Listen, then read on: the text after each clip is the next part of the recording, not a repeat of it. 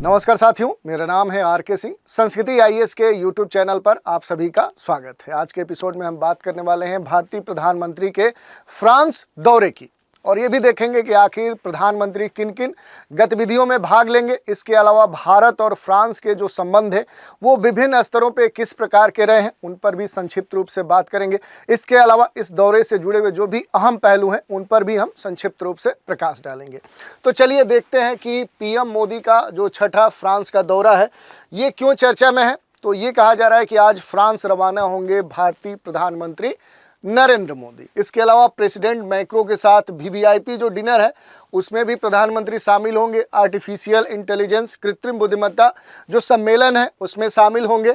और ये भी एक तरह से बात की जा रही है कि जो राफेल डील है दोनों देशों के बीच में, भारत फ्रांस के बीच में, उस पर भी चर्चा होने की संभावना व्यक्त की गई। तो ये कुछ महत्वपूर्ण घटनाक्रम हो सकते हैं जो चर्चा में बने हुए हैं। कुछ महत्वपूर्ण बिंदुओं की बात करें तो भारत में अपने तीसरे कार्यकाल में भारतीय प्रधानमंत्री पहली बार फ्रांस के दौरे पर जा रहे हैं। तो ये महत्वपूर्ण है। आखिरी बार 2023 में फ्रांस के राष्ट्रीय दिवस के अवसर पर शामिल हुए थे भारतीय प्रधानमंत्री माननीय नरेंद्र मोदी, और 10 फरवरी को पेरिस के एलएसी पैलेस में फ्रांस सरकार के द्वारा पीएम मोदी के सम्मान में डिनर का आयोजन किया जा रहा है। तो ये चर्चा में है। 11 फरवरी को पेरिस के ग्रैंड पैलेस में राष्ट्रपति जो मैक्रो हैं इनके साथ एआई एक्शन जो समिट है 2025 उसकी सह-अध्यक्षता करेंगे प्रधानमंत्री। ये जो समिट है, ये जो सम्मेलन है, पहले 2023 में ब्रिटेन में और वर्ष 2024 में साउथ कोरिया में पहले ही आयोजित हो चुका है। उसी क्रम में इस बार ये फ्रांस में आयोजित हो रहा है, जिसमें भारतीय प्रधानमंत्री और दुनिया के अन्य जो गणमान्य व्यक्ति हैं वो इसमें भाग लेने वाले हैं।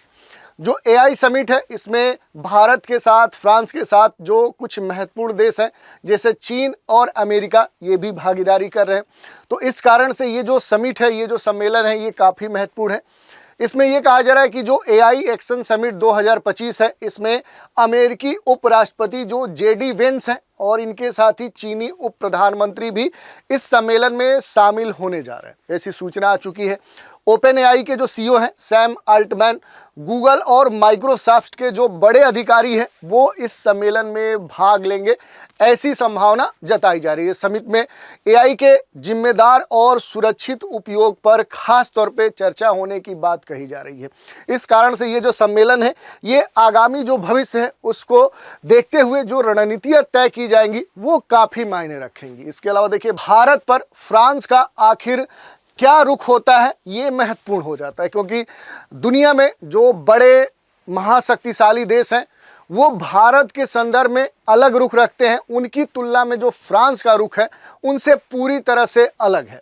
अमेरिका, ब्रिटेन, जर्मनी भारत के मानवाधिकार और लोकतंत्र पर हमेशा सवाल उठाते हैं, जबकि इनकी अपेक्षा अगर देखें तो फ्रांस का जो रवैया है वो बिल्कुल अलग है। जो फ्रांस है ये भारत के जो भी आंतरिक मामले हैं उनमें कम से कम दखल देता है।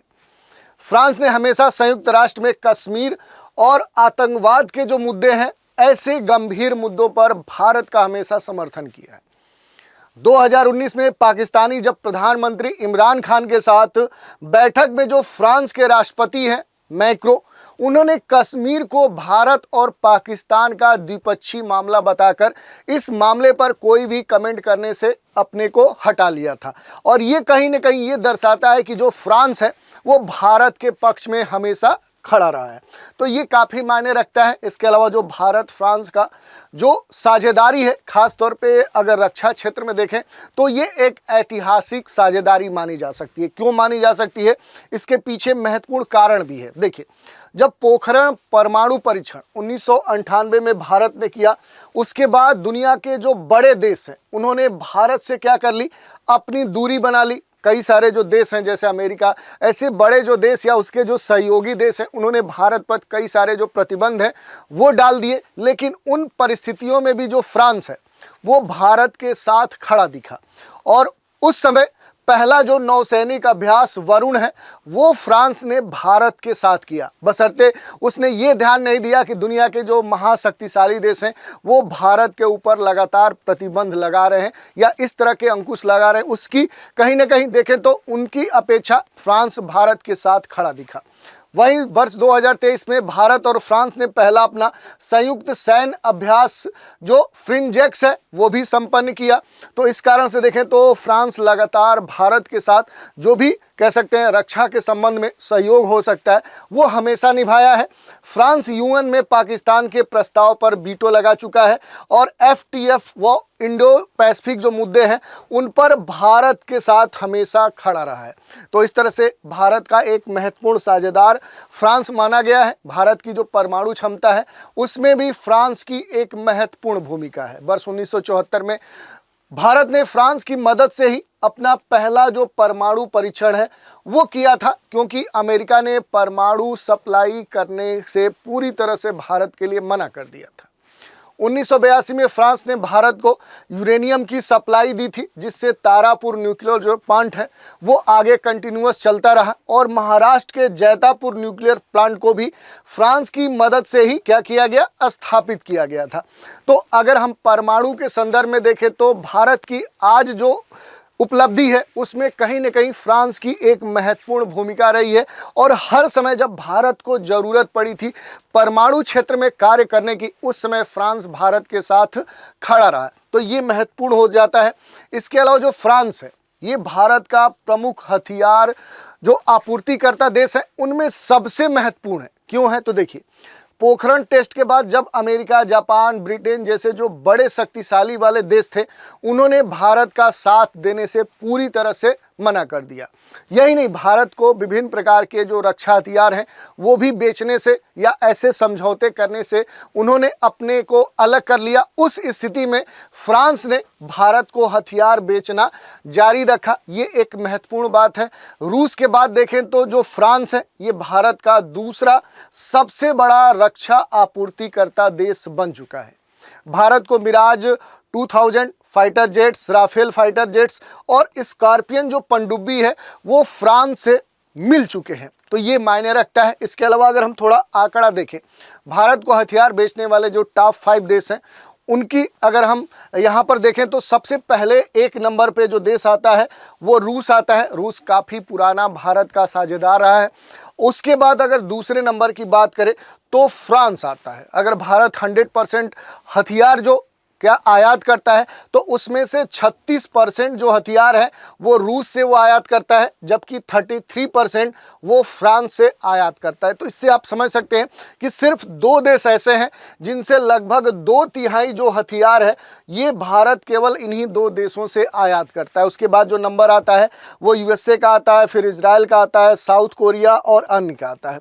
तो इस पूरे डेटा से ये तो स्पष्ट हो जाता है कि भारत के महत्वपूर्ण हथियार जो सहायता देने वाले दुनिया में देश हैं वो मुख्य रूप से 2 ही है, रसिया, रूस और फ्रांस। तो ये डेटा हमारे लिए महत्वपूर्ण है। इसके अलावा देखिए, पोखरण टेस्ट के बाद जब अमेरिका, जापान, ब्रिटेन ने भारत पर प्रतिबंध लगाए तो उस समय फ्रांस भारत को लगातार हथियार बेचते रहा। रूस के बाद जो फ्रांस है ये भारत का दूसरा सबसे महत्वपूर्ण हथियार आपूर्तिकर्ता देश है और कई सारे जो हथियार है, फाइटर जेट्स है, स्कॉर्पियन जो पनडुब्बी है वो भारत को ये दे चुका है। इसके अलावा अगर आप बात करें तो भारत फ्रांस के जो रिश्ते हैं उन पर एक हम नज़र डालते हैं तो ये रिश्ता आज का नहीं है, ये काफ़ी पुराना है। जैसे देखें तो वर्ष 1964 में भारत और फ्रांस के बीच में पहला अंतरिक्ष समझौता हुआ था। वर्ष 1974 में भारत ने फ्रांस की मदद से पहला परमाणु परीक्षण किया। 1982 में देखें तो फ्रांस ने तारापुर न्यूक्लियर प्लांट के लिए भारत को यूरेनियम की सप्लाई की। इसके बाद 1983 में दोनों देशों के बीच में नियमित द्विपक्षीय नौसैनिक अभ्यास शुरू हुआ। 98 में पोखरण परमाणु परीक्षण के बाद फ्रांस पहला देश था जिसने भारत के साथ नौसैनिक अभ्यास किया। यही नहीं, 2005 में भारत ने 6 स्कॉर्पियन जो पनडुब्बी है उनके लिए फ्रांस के साथ एक एग्रीमेंट किया। 2016 में 36 राफेल जो फाइटर जेट्स हैं वो खरीदने का दोनों देशों के बीच में समझौता हुआ और 2025 में भारत 26 जो राफेल मरीन फाइटर जेट है और 3 जो स्कॉर्पियन पनडुब्बी है उनकी खरीद पर अंतिम मुहर अब इस बार लगा सकता है। तो ऐसे कई सारे दोनों देशों के बीच में जो सहयोग हैं जो ऐतिहासिक हैं। तो ये हमने देख लिया, कूटनीतिक स्तर पर देखें, वैश्विक सहयोग के स्तर पर देखें तो 2019 जो है ये वर्ष महत्वपूर्ण है। फ्रांस ने संयुक्त राष्ट्र जो यूएन है उसमें कश्मीर मुद्दे पर भारत के समर्थन में पाकिस्तान के प्रस्ताव को वीटो कर दिया था, रोक दिया था। तो ये काफ़ी अहम माना जा सकता है। यही नहीं, जो यहाँ पर भारत की अस्थायी सदस्यता है इसका फ्रांस ने समर्थन किया था और FATF और इंडो पैसिफिक जो मामले हैं वहाँ पर भारत और जो फ्रांस है दोनों एक साथ खड़े रहते हैं, एक साथ काम करते हैं। फ्रांस ने यूनाइटेड नेशन में भारत को सुरक्षा परिषद का अस्थायी सदस्य बनाने की भी मांग उठाई है। फ्रांस जो है वो न्यूक्लियर सप्लाई ग्रुप जो NSG है उसमें भारत की सदस्यता दिलाने का भी पक्षधर है। तो इस तरह से आप देखेंगे तो फ्रांस हमेशा भारत के साथ हर स्तर पे अलग अलग क्षेत्रों में अलग अलग मुद्दों पर हमेशा भारत के साथ खड़ा रहा है और इस कारण से इस बार जो भारतीय प्रधानमंत्री की फ्रांस का दौरा हो रहा है ये मायने रखता है। अब आने वाले समय में देखने वाली बात है कि भारतीय प्रधानमंत्री फ्रांस गए हैं तो वहां पर किन किन मुद्दों पर बात होती है, किन रक्षा सौदों पर डील होती है या ऐसे कौन से सेक्टर्स हैं, क्षेत्र हैं जहां पर दोनों देशों के बीच में कुछ महत्वपूर्ण सहयोग होने की बात देखने को मिल सकती है। तो ये महत्वपूर्ण था, इसी पर आधारित एक हम प्रश्न देखते हैं। भारत और फ्रांस के बीच में कौन सा अभ्यास होता है? मालाबार वरुण युद्ध अभ्यास गगन शक्ति। तो इसका उत्तर आप देख सकते हैं। और आज के एपिसोड में हमने बात कर ली भारतीय प्रधानमंत्री की जो फ्रांस का 6ठा दौरा है, इसकी चर्चा की, इससे जुड़े हुए जो भी अहम पहलू थे उन पर भी हमने बात की। तो आज के एपिसोड में इतना ही। आप सभी हमारे साथ बने रहें, इसके लिए धन्यवाद।